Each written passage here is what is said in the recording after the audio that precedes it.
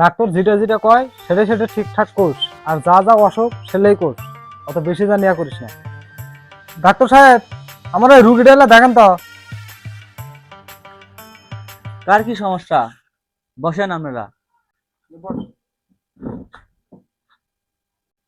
ভাই আপনার কি সমস্যা?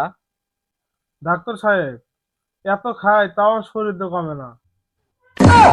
আচ্ছা আপনার চোখটা দেখি।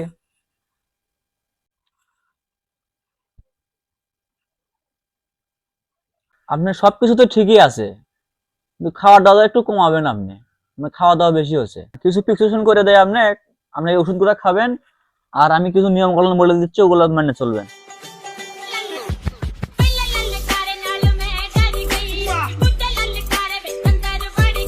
এই ওষুধ, আর সকালে 2টা রুটি, আর রাত্রে হালকা কিছু নাস্তা করবেন।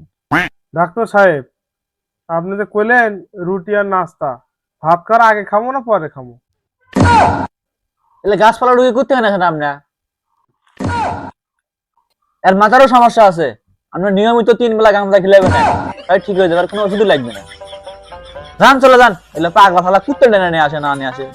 নেক্সট। এই এলে গাছপালা রুগী কুত থেকে আসে না আসে, ভালো লাগে না এলে ডাক্তারের চাকরি।